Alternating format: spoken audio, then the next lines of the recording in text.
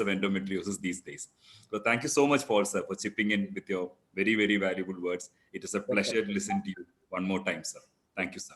Right. Thank you, sir.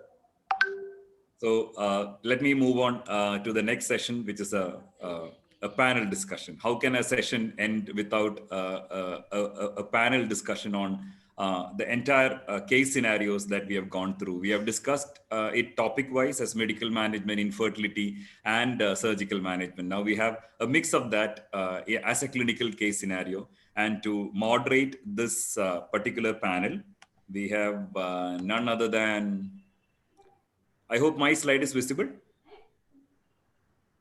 Yes. Yeah, it's visible. Yeah, none other than Dr. Raghavendra Prasad, a very, very dear friend, the director of infertility and fetal-maternal unit at Sunrise Hospital, Kanjangad, and the executive director in ARMC IVF Mangalore, and the present president of the Kasaragod Obstetric and Gynecological Society.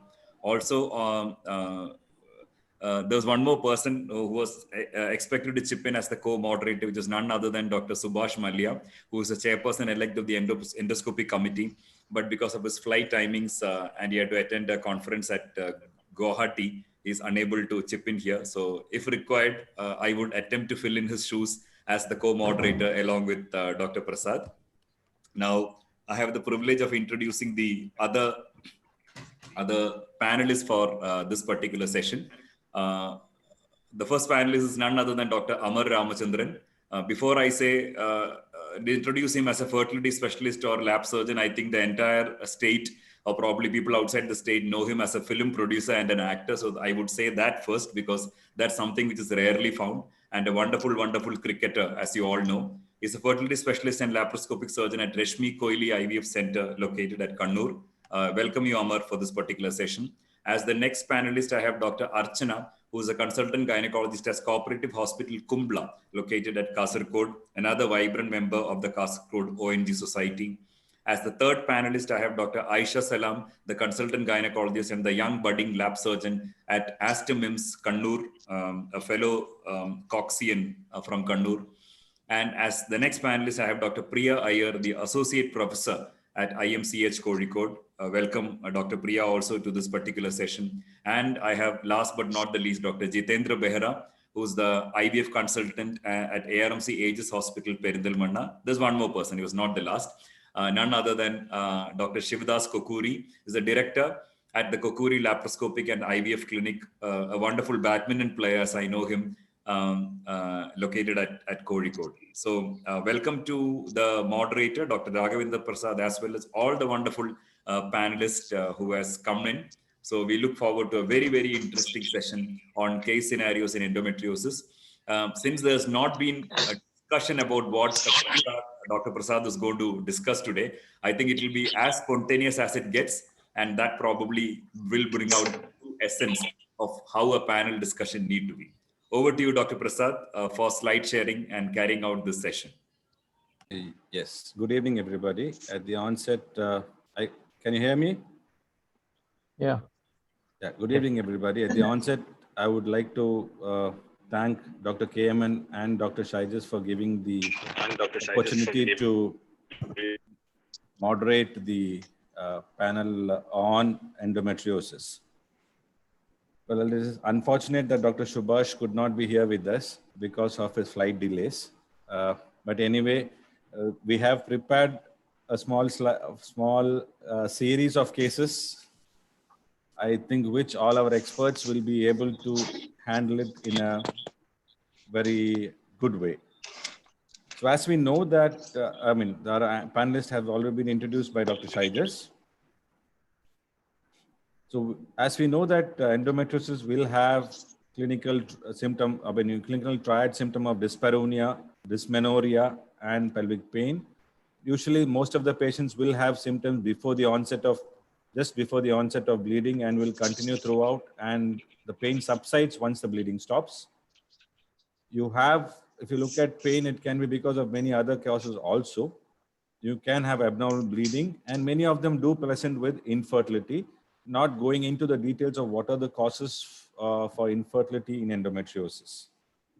When you have extra pelvic symptoms, you can have saccadical rectal bleeding or hematuria.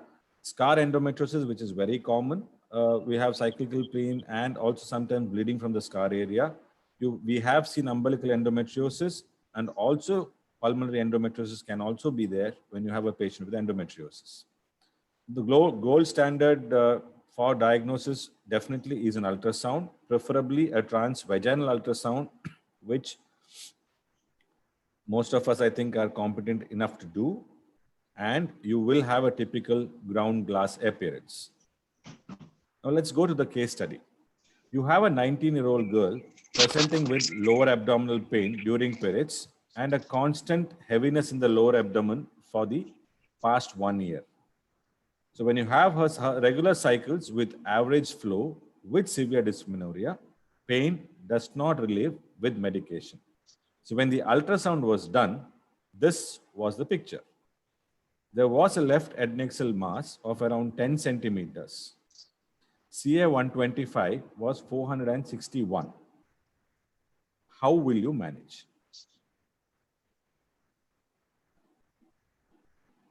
Yeah. Can we have the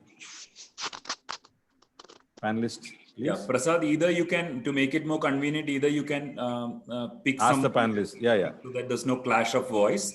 Okay. And if there is any inconvenience, any other person can always take up. Yeah. So probably we'll start first with Dr. Amar. Actually, I have a problem. I can't see the video here. But we are able to see and hear you well. So, okay. Are you not able to see the slide? No, I'm not able to see anything right now. Okay. Okay, then I'll put the question forward to Dr. Jitender. Yeah, that's better. I can't see anything. I can hear you very well. Okay. So Dr. Jitender, how will you manage this case? Yes, sir. Actually, this patient is 19-year-old, unmarried. So if you see the 19-year-old and this thing, but thing is that she has been suffering from last 1 year. And now the cyst is almost like 10 centimeter. So I can try sometime with medications like Dynogest or Ocipils. If she is not recovering, then I will directly go for surgery. Any other opinions, Dr. Shivdas? Yeah, actually, as you have mentioned, we have already tried so many analgesics, and from the ultrasound, it's pretty clear that it is an endometrioma. So in this situation with such a large cyst, it is better that we proceed with surgery and see what is there inside. So a 10 centimeter size swelling, a cyst is really significant. So even if we miss something else, that is also very important. So I think we are justified in proceeding with a surgery. Dr. Aisha, would you like to add something? I think I also agree with proceeding with the surgery. I don't think we should try any more medical management in this case because it is already 10 centimeters. I think we should directly go in for the laparoscopic surgery. And further, I think after the surgery, you can give her suppressive therapy, either continuous Ocipils or Dynogest to prevent any further. But she has not been given anything else other than painkillers. Yeah, exactly. But the size of the cyst is actually 10 centimeter. I don't think that is anything that requires only medical treatment. I think you can do a cystectomy and then give medical management to prevent further progression of the endometriosis. Yeah, this actually, my opinion is sorry. Yeah, please. Yeah, my opinion is that even if we suggest surgery, as Prasad said, sometimes they may be reluctant to proceed with surgery. After discussing with the option of surgery, if they still remain to be on the conservative side, maybe we can try the Dynogest kind of things like that for 3 months or 4 months, and we can see how the symptoms are. I think we can take an approach like that. Yeah. So coming to the thing, what you guys have discussed only, surgical management, if the patient is not responding to medical management, laparoscopy and ovarian cystectomy is what most of us have agreed upon.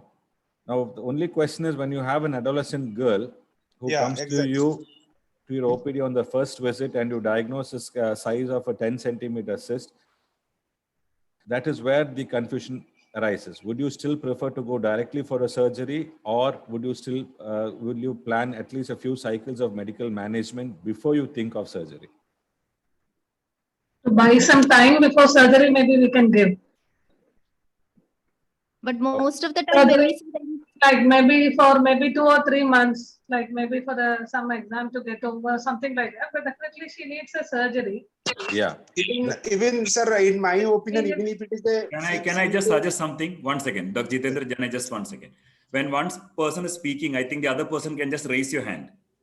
And then Dr. Prasad will allot it to that person so that whoever is speaking will be able to complete whatever they said, and there is no clash of voice. That will make it much more better for the listener. Correct. I hope you all agree with me. Yeah. Thank you. Priya madam, you can go ahead, and anybody else, just raise your hand, raise your finger, and get your opportunity to speak. Prasad, you can start guiding them. Yeah.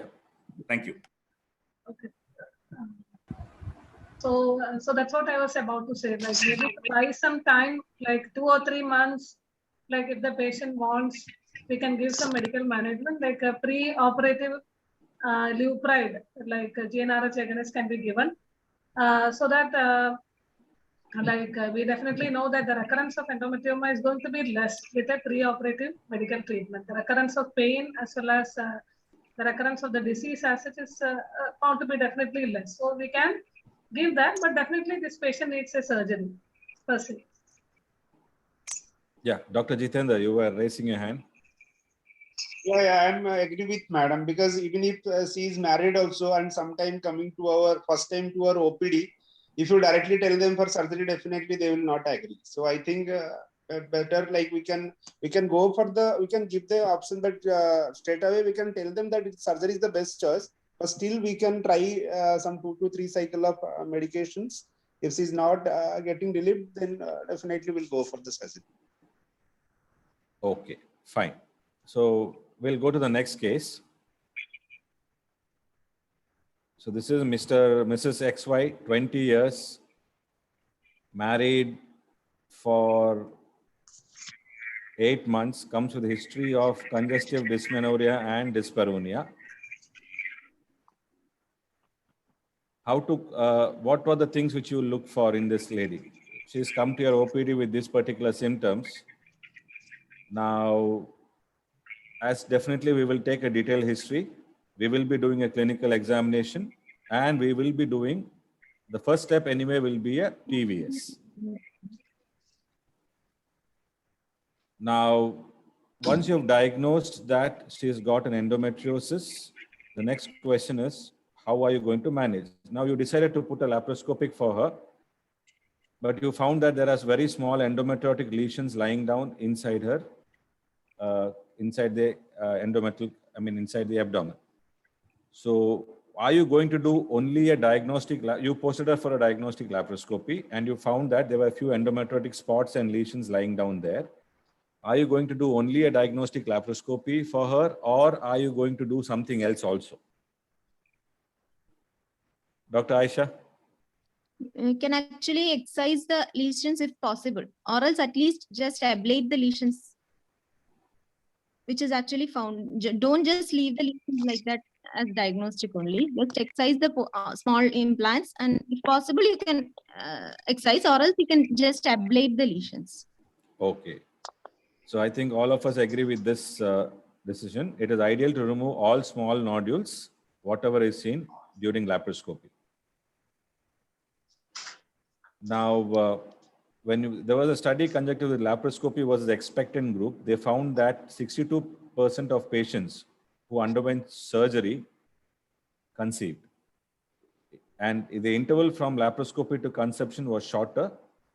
And also, according to the staging of the disease, stage 3 and stage 4 who underwent surgery, 52% of the couples, the female conceived, when compared to 27% in the control group. So is endometriosis really a progressive disease, or do some people right from the outset get severe disease? Dr. Priya? So I think from our experience, I really think that some people get it right away from the beginning. It becomes a severe disease. Just recently, last week, I saw a patient who had a laparoscopy for a 10 centimeter endometrioma in the beginning. That is the first surgery which was done 5 years back. I hope you can all hear me. Yes, yes. You can hear Yes, me, doctor. no? So 5 years back, she had a laparoscopy for a 10 centimeter unilateral endometrioma. That is what is written. So from that time, she underwent her third surgery 1 year back. Again for the same thing. Again for like 8 to 10 centimeters is there in ultrasound. And after the third surgery, even now she's having, like she finally became frustrated and went for a homeo treatment for 1 year. And now she's again having an endometrioma around 12 centimeters. So looking at this history, definitely we have to like think that, see, some patients get away like with a small cyst, we do a laparoscopy, they do conceive, and they are okay. Some of them have a second child also, and when we see there is not much increase in the size and all that.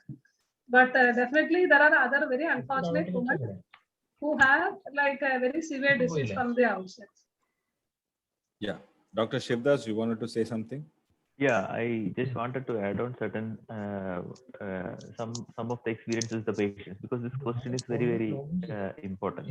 As everybody expects, the answer is because it's a progressive disease. What we find in certain patients with secondary infertility, when we proceed with the laparoscopy, we find that the patient is having severe endometriosis, and you would wonder how she has conceived. I think the answer is the same thing. Initially, it must have started as a mild disease, and probably she has escaped the endometriosis chipping onto her fertility potential, and probably she has conceived first time.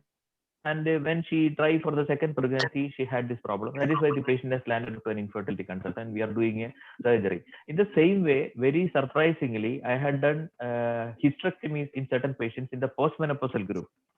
Patient had two normal deliveries. She did not have a cesarean, and she continued her this thing, and she attained menopause. And we did TLH for her because of some other reason, because of the I think I don't exactly remember. She had anyway, she has completed her menstrual this thing and all, and we very surprisingly we found that she had severe adhesions, and it is all fibrotic endometriotic adhesions. So this is a very strange disease complex manner.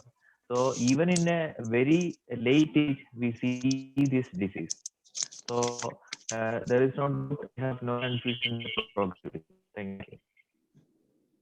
So, like as Dr. Shivdas rightly said, endometriosis is always a progressive disease unless it is treated. The AFS scoring increases by 3% every year, and the recurrence rate proportionately increases with the original state of the disease. Now, can you arrest the growth by treating early endometriosis? Dr. Jitendra? Yes, we can, to some extent, we can arrest the growth of treating the early endometriosis by giving like Dynogest or Ocipils. If the patient is coming in early stage and we are going for any diagnostic histolab also, like as you said, like if you found some spots, endometriotic spots, in that time also we can just cauterize or just to ablate. We can very much, we can prevent in the means in the future. Yeah, Dr. Shivdas? Yeah, actually, I am very happy to know and interested in Dr. Paul Rajiv, because I have never tried that. In an adolescent age group, in a very young age group, after surgery, he has tried continuous OCPs. We have been studying this for since long, but I have never tried this. And as he said, immediately after marriage, he has seen so many patients spontaneously conceived. That itself indicates that we are able to control it with our drug therapy. So that's an interesting thing. Yeah. So anybody else wants to chip in?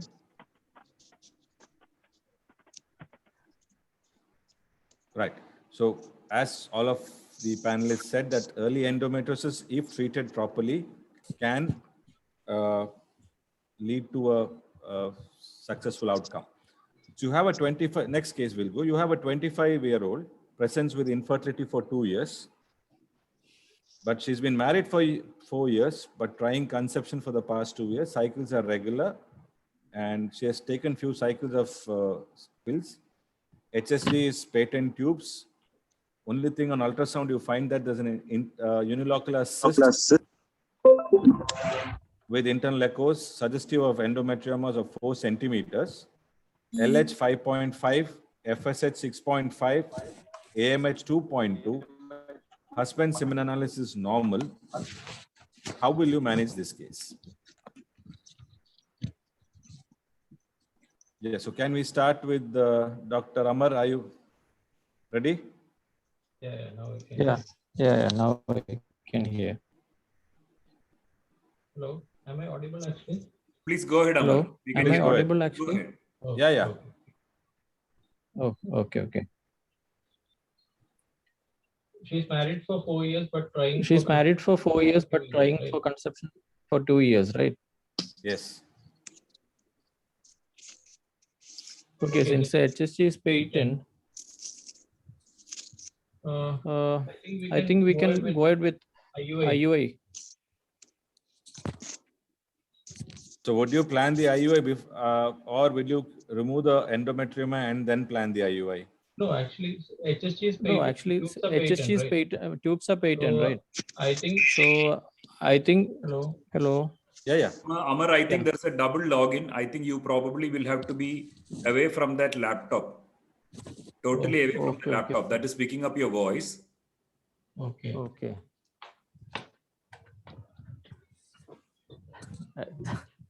Totally away. So that, there's no voice.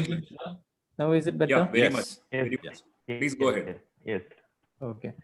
I think since the tubes are patent, we can go ahead with IUI rather than going for laparoscopy. If she doesn't conceive in that, then we can think of laparoscopy. Okay. Anybody else wants to comment? Yeah, Actually, I agree with it. I want Yes, to, Dr. Priya. I want to look more closely at that ultrasound scan. Whether the ovary is really adherent. See, sometimes we find that the ovaries are placed close together, and sometimes we find that the other ovary, even if it does not have an endometrioma, it also appears adherent to the uterus. So if the ovaries are seems to be adherent and like it is 4 centimeters, then I would better go for a laparoscopy. But otherwise, a solitary cyst and the other ovary seems to be free. Definitely, we can try. We can treat like an unexplained infertility. We can try superovulation and IUI. Yes. Okay. Dr. Shivdas? Superovulation and IUI as an initial treatment therapy would be better. That's what I think. Irrespective of whether we see any additions or kind of things, if she respond to that, probably we are saving that patient from surgery. So it is not always a rule that just because of addition she may not have a dynamic tube. So I think better if we can very well try a few ovulation induction IUI cycles before proceeding for surgery. Dr. Archana, you wanted to add some points? No, I think I would prefer to do a laparoscopy and then after that plan for hyperovulation or stimulation. If I see an endometrioma, I would prefer to drain it, see the tubes, see if there's anything else, and if necessary, treat at the same time, and then carry on with the ovulation induction or IUI or whatever, whichever is planned next.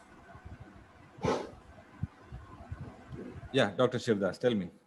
The problem here with the surgery is because we have to think about the problems of surgery also.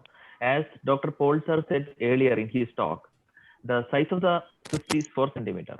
So when you are going for a surgery, naturally you should be planning for a cystectomy, excisional surgery, rather than an aspiration or a drainage. And when we do that excision, you have to think about the damage to the follicles. So considering that, I think I will still go for an ovulation induction IUI cycles, followed by, in that situation, you can counsel the patient regarding the issues of surgery and proceed. That's I would do. Yes, Dr. Jitender, you have raised your hand. Sir, actually, I just want to know what is the age of the patient. She's young. 29, I think. That's what I told. Okay. And second thing that we have to see whether she is symptomatic, whether she have any severe symptoms.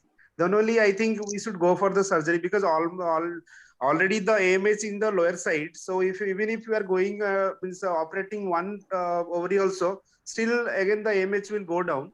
So in this case scenario, if she is symptomatic and it is the symptoms are very intolerable, then I think I will go for surgery. Otherwise, I will try few cycle of IUI and then straight away I go for IVF. Okay. So this is a discussion which regarding the surgery was there.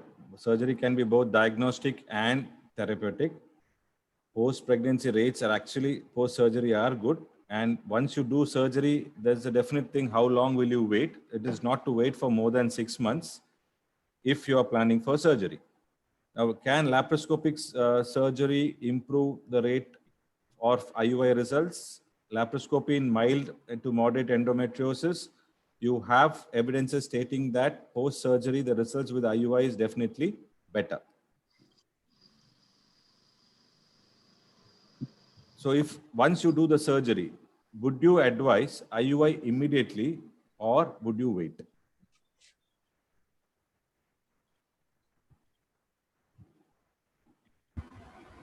Yes, Dr. Shivdas. Yeah, we can we can take a decision depending on the semen analysis. If the semen analysis, if she is having a mild or moderate male factor, probably we can directly proceed with the IUI. You can counsel the patient for IUI. I think that would be better. Now, if the semen analysis is normal, this is the only female factor which is there. Now, once the surgery is done, would you advise them to try for 6 months before you start any other plan IUI? Yeah, I used to give an option of a natural trial for around 1 or 2 cycles and followed by IUI. That is what I used to do. Yeah. Yes, Dr. Archana. I think I would prefer to go on with an IUI immediately, because if I'm operating for endometriosis, then probably the results will be best if she conceives immediately. So to increase the chances of conception, maybe it would be better to carry on immediately instead of giving an interval. Okay. Yes, Dr. Jitendra. Yeah, I totally agree with madam. I will not wait. I will straight away go with the treatment of IUI. This because no point of waiting, because already she had endometriosis and we have operated and our AMH also lower side. So better to start the treatment in the next cycle itself. Okay. So see, this is what we have discussed now. If in case you are going to wait, how long are you going to wait? So what we've already discussed is that in mild cases, at times you can wait for 3 to 6 months. Now, hormonal treatment. If surgical correction is really good, we can wait, no? If surgical correction in mild endometriosis. Yeah. That's why I said you can wait up to 6 months, but not beyond that. Because not in beyond 6 months, that. if they have not conceived, exactly. Keep the patient under follow-up. Yeah, exactly. So yeah, we have I have so many patients who opted to try naturally after laparoscopy. So many patients have conceived naturally, even without having an ovulation injection. So it all depends on, it all depends on what the patient also likes. Even if the patient is married 4 years and treated for 2 years, if the patient opt for a natural trial for 2 or 3 cycles, I think you can definitely accept that idea. There is nothing wrong in it. Yeah, basically speaking, when you have a patient with a very mild endometriosis with no other additions or no other factors, if you have done a laparoscopic cystectomy, then waiting of 6 months with a normal cycle, they will conceive. But if you find that they have got some kind of additions inside, if it looks like ovaries are adherent and multiple endometriotic spots are visible, then your treatment changes. So that's true. It all changes based on a patient-to-patient criteria. It keeps changing. So, because so let's go to the next topic of IUI and endometriosis. So as we discussed, does IUI increase pregnancy rates? Treatment with IUI will improve the fertility in minimal to mild endometriosis. When you go with gonadotropin, the success rate is much better. And conceptions in combined ovarian hyperstimulation and IUI in endometriosis, definitely the chance of conception in a woman with endometriosis is much lower than compared to a normal couple. So when you plan it with IUI, you get definitely a pregnancy rate of around 10 to 15%. Now, as the stage of disease progresses, the chance of a successful pregnancy outcome goes down. So here we have a 36-year-old lady presenting with infertility for 5 years. She has undergone laparoscopic endometriotic cystectomy previously. She has already received 3 cycles of clomiphene citrate. HSG is normal, semen analysis is normal, LH is 4.5, FSH is 8.5, AMH is 1.3, and CA 125 is 39. Now this is what we found on ultrasound. A 6 centimeter endometrioma in the left ovary. Don't look at the, and you have an antral follicular count of 7 to 8. Now, how will you manage this particular case? Yes, Dr. Shivdas. Actually, in this patient, I would rather directly counsel them for IVF because her age is on the higher side, and so I think we have no time to wait. We should offer her the best treatment available because we don't know how she's going to respond in a natural or IUI cycles. Even if in IVF cycle we have a kind of equivocal, we might have an equivocal response. So we should be able to offer the best treatment for her because her age is very crucial. Yes, Dr. Aisha, anything would you like to add on? No, I don't think so. The patient age is on the higher side and AMH is on the lower side. There is no point thinking about surgery and wasting time. Send her for assisted reproductive technique as soon as possible. Okay. So now when you're planning for IVF, what would you do? What is a particular step of management would you do for her? She's a case of active endometriosis right now. So would you suppress her before you start IVF? Yeah, actually, if you suppress with GnRH analogs, it is said the outcome is better. So you can try suppression with GnRH or analogs and then try IVF. So how long are you going to suppress with GnRH analogs? For 3 months. Oh, okay. Dr. Jitendra, yes? Sir, I will first I will counsel for pickup. I will do the ovum pickup and I will froze the embryo. Then only I will start the suppression, and after 3 months of suppression, then I will go for the frozen transfer. Yeah. So once you did the, I mean, what is the possibility of getting good quality oocytes in a patient with endometriosis? Dr. Jitendra? Sir, you mean after suppression? In this particular patient? Yes, sir. Actually, already AMH is 1.3. Means good quality oocyte, it will be very less likely, sir. Means we may get hardly some. So would you counsel this patient for donor oocytes along with your counseling for your regular IVF? Yes, sir. But, yes, Dr. Priya. Yeah. So you said this patient has got an AFC of 7 to 8. Exactly. Yeah. So that is like quite good. It is not bad. It is not less than 5. So I think we can definitely go ahead with the stimulation, and the oocyte quality ought to be good in this case. If the endometrioma is not in the way of our oocyte pickup needle, and we have access to the follicles, then we should get good oocytes. I think in the first go itself, I don't think we should counsel her for a donor oocyte also. Yeah. Now, donor I've written it is only if you have repeated failures. But the question which I wanted to ask was, when you know that she's got a very poorly compromised ovary, will the concept of donor oocyte be a part of your counseling package? Like Hello. since this is only unilateral endometrioma, I hope the other ovary is normal. So, It's so I think already for she this is particular operated. patient, maybe not. Yes. Already Okay. she got operated. So Okay. Dr. Shivdas, you wanted to. At this juncture, as Dr. Priya said, I don't think we should counsel her for a donor IVF. We should not even discuss donor IVF because it's very likely that patient will go to some other consultant. So I think with this thing, it is better that we proceed with an idea of autologous IVF.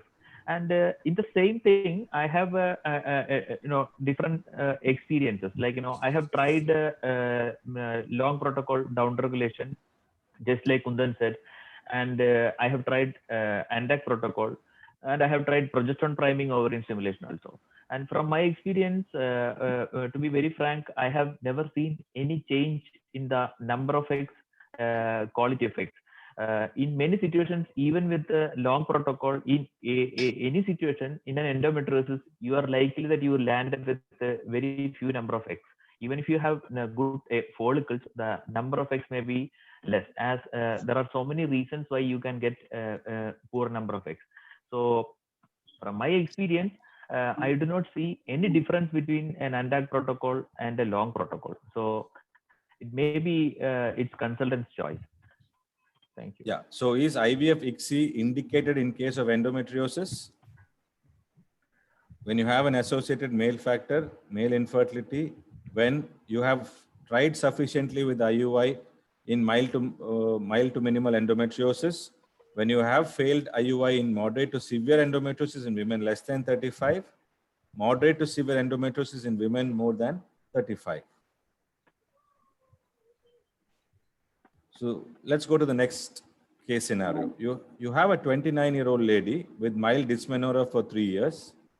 Her menstrual cycles are regular, secondary infertility, no other significant finding other than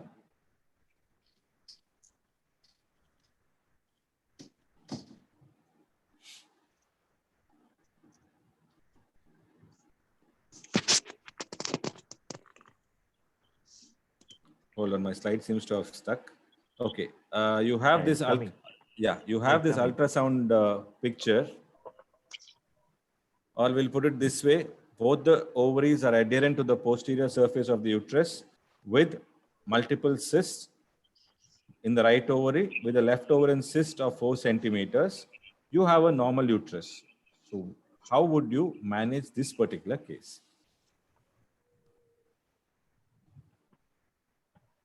What is her age? She's 29. I have kept all 29s only, all young women. Okay. Secondary infertility means she has a child or it's abortions? She has a child.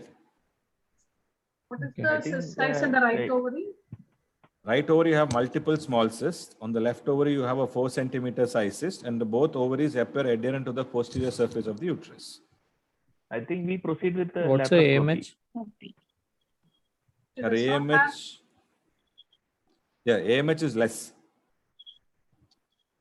She already has a child. We can go with the medical management. No, she is anxious to conceive. If there are no atypical features on ultrasound and the tumor markers are quite normal, then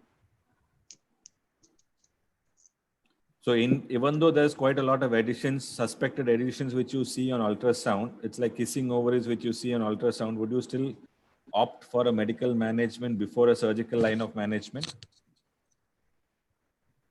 I think we should go for laparoscopy for her. Patient is actually symptomatic, so I think surgery is the We should counsel her first. treatment of.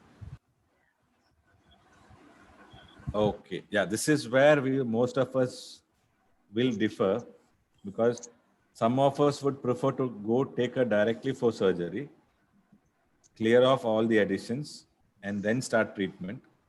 Some of us wouldn't want to touch such a case and would directly go for the treatment of the fertility issue. Yeah, I agree with Prasad, because finally he said that AMH is very low. In that situation, it's a very tricky situation because it's a secondary infertility. She has a child, so we have to talk to her and see how what is her idea of having another baby, how fast she want to have a baby. All those things will come into consideration. So especially if the AMH is low, we will definitely have to discuss IVF also, because when you are going for a surgery, obviously we might damage the ovary. So she is likely to go into poor ovary. Again, her reserve might come down again. So definitely, it's a very tricky situation. I would take a decision after discussing with the patient. Yeah. So in such a patient, would you again think of the role of donor oocytes? You are always fond of donor oocytes. Prasad. No, he asked basically why I'm talking about donor oocyte is because most of the cases in endometriosis, where you have very bad endometriosis, the chance of getting a good quality oocyte is on the lower side. Yes.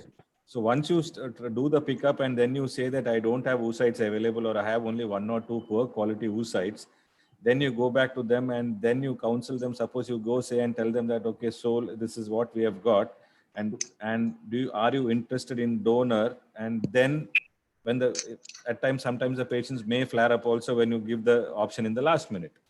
So that is the reason why I basically ask that in your counseling sessions, do you always counsel when you have a case just like this, would you counsel them for donor oocytes right at the beginning, or are you totally against donor oocytes? Usually I do it in a different way. Basically we do donor program, but actually I try to assess the patient's idea or assess patient's attitude towards a donor program from the conversation. And if they are in favor of a donor program, then only I suggest donor program.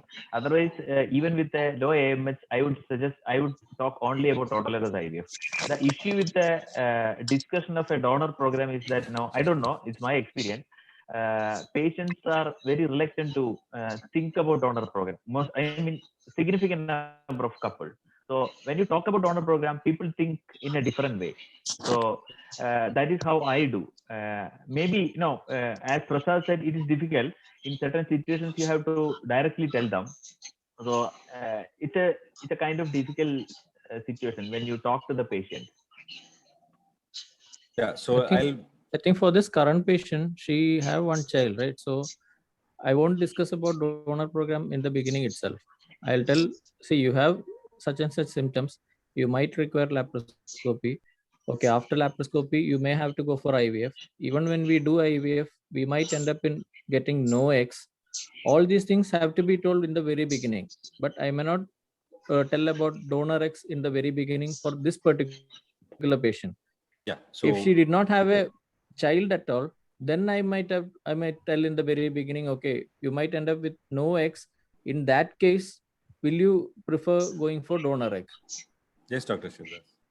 Yeah, why I'm telling this is because we have so many patients, even with a clear-cut indication for donor IVF program, like with a AMH of 0.01 and with no antral follicles or maybe 2 or 3 tiny follicles. When we talk about a donor program, they would suggest, they would ask us, they would insist us to proceed for autologous IVF.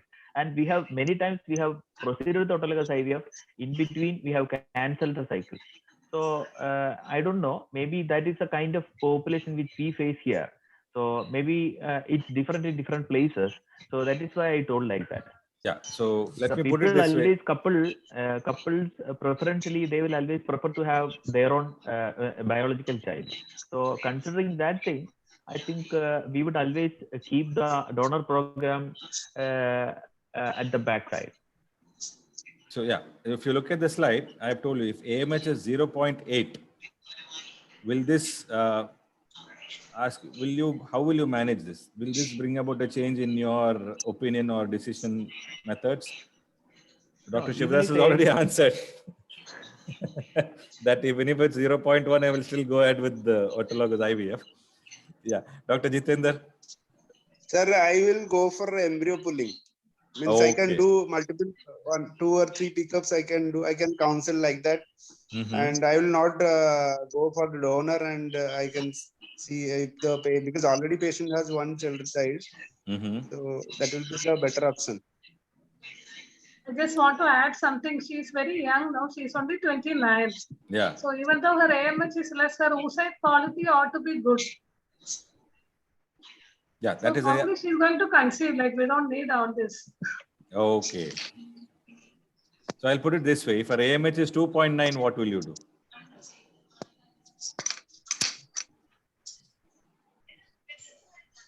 Yeah, Dr. Priya. So her so now her reserve is good. But if you find that the ovaries are adherent and considering her symptoms, if she's having definite like pain symptoms, definitely yes, we'll go for a laparoscopy and we can do an adhesive lysis and maybe we can wait for a normal conception because she's already conceived once. I agree with her. Yeah. No, that is the reason why I put up this, because the treatment changes when you have when based on the AMH value. Because when you have a very poor AMH, we would prefer not to touch the ovary, because the more you touch the ovary, the more you damage the ovary. But when you have a good AMH, and if you are hopeful of giving at least a decent of doing at least a decent surgery, then the chance of a successful pregnancy outcome is much better. So when you look at AMH, again, it is produced by the granulocyte cell of the pre-antral and antral follicle. It can be measured on any day, and it is not affected by OCPs or anything else. It is less in women who have undergone surgeries in endometriosis. So if you have a very low AMH pre-surgery, then it is not the time for us to go for a aggressive surgery. So then counsel the patients accordingly for whatever treatment options you would want. So what is the role of GnRH analogs in such cases prior to IVF?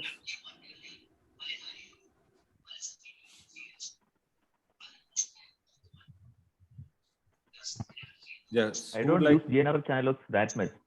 Okay. So maybe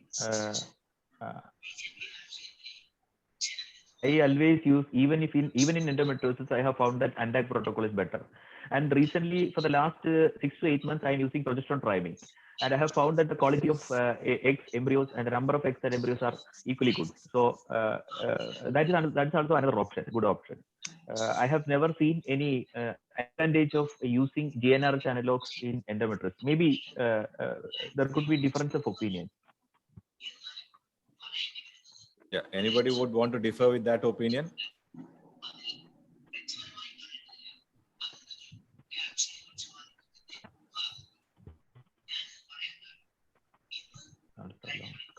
So, do you agree that ultra-long protocol of GnRH analogs prior to IVF will give better results? Yes, Dr. Priya. Even though theoretically, like we say, definitely all the trials say that it definitely gives a better results. But we do find that the patients become quite suppressed and we don't get as many oocytes as expected. So I would also like to do the pickup and then transfer the embryos after suppressing them. GnRH analogs before doing the frozen embryo transfer.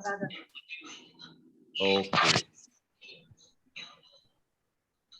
So we have few studies which have told that when you give GnRH analogs before IVF, it improves the outcome of pregnancy and reduces the miscarriage rate. It brings about a normalization of the aromatase expression, but it is a study which came out in 2006, not a newer one. And also GnRH increases NK cell activity, antibody levels, interleukin-1, and decreases the TNF-alpha. Agonist affects the cell apoptosis and reduces the embryotoxic effect of peritoneal fluid. So 6 cycles of GnRH analogs will improve the pregnancy rates by 60% in stage 3 and stage 4 endometriosis. So this was a study which was there. So during the ovum pickup, if you encounter a 2 to 3 centimeter endometrioma, will you puncture and aspirate it before or after the egg retrieval? The answer is there itself. We would prefer not to enter. Yeah. Definitely not. Yeah. Not- But suppose you've entered the endometrioma by mistake, what would you do? Yeah, Dr. Shivdas, you wanted to say something? I won't do anything. If I go through that, I will just go across and go to the follicle and aspirate it. Would you Because prefer? if you have it started the negative suction, nothing will happen. If you go across the cyst, nothing will happen. You can go to the follicle and aspirate it. And I don't basically, as you said, we don't venture to go through the cyst. But no, it is possible that sometimes if the ovary is fixed and all, sometimes to access a follicle, you might have to go across the cyst. But if you puncture it, is it better to like drain it because we are leaving some blood there? Like if we have punctured the cyst, and it would be very good culture medium for the bacteria. Yeah. No, So if you have when you are draining it, what is happening? You are keeping the needle inside for so long time. Why do you want to do that? But still draining that is important, no? Rather than leaving behind an incompletely drained endometrioma, it is a good site for developing an abscess. So if at all, if you have not punctured it, then well and good. And you are you will take all measures to prevent puncturing the endometrium also. But if at all, if you have to go through that, I think it's better to drain the endometrioma and then flush your needle, change your follicular collection tubes, and then go ahead with the rest of the retrieval. Exactly. That is the point which I wanted to get. Agree with me. Yeah, I mean, that was the point which I wanted to elicit. Anyway, would you put the patient on any proper antibiotic? High dose of antibiotic because you have punctured the endometrium? Routinely, after for all over pickup, we used to give antibiotics. So just by doing an accidental puncture, I don't increase the dose of antibiotic. You give anaerobic coverage, Dr. Shivadas. Suppose you have punctured anaerobic like metronidazole. Maybe I do not give. I have never come across any ovarian abscess. Maybe it's good. So right, we have actually come to the end of the discussion because I did not put too many complicated cases, because endometriosis is a field where the more you think and discuss, the more you get confused, and anyway, all treatment strategies are basically individualized based on lot of factors which are there, but certain few things which are common to understand is implantation in endometriosis is definitely affected. You do get poor envelope quality. You do have low number of blastosmears. You can have arrested embryos also. And eggs from endometriotic patients will suboptimally implant in healthy women. So multiple factors are already stated, have been described as a cause of decreased fertility in endometriosis. Patients without tubal involvement, assisted reproductive technology can help definitely in mitigating a lot of these issues. So endometriosis is a chronic problem in the beginning itself. Long-term planning and counseling needs to be done for the family. Repeated surgeries should definitely not be done. And diagnostic laparoscopy just to diagnose the disease is unjustified. So thank you all the panelists for giving your expert opinions on this particular case discussion. It was a very good panel, I would say. Endometriosis per se, even now, by the end of the panel, we still do not know how to manage each case, because each one will have our own opinion in managing the case, because that is probably the way endometriosis is. So thank you one and all. Shaijas, Dr. Shaijas. Yeah, I'm here. Yeah. Thank you, So Prasad. Thank you. thank you one and all for this wonderful panel. Thank you, sir. Archana madam, you want to say something? Yeah. I think there's a message from Dr. Kunjamoidin. You've not seen that, I think. He's asked a question. That's to Dr. Shaijas, is it? Yeah, that question is from the audience. Yeah. Post-delivery steps to prevent recurrence of endometriosis who had prior been operated for stage 3 endometriosis.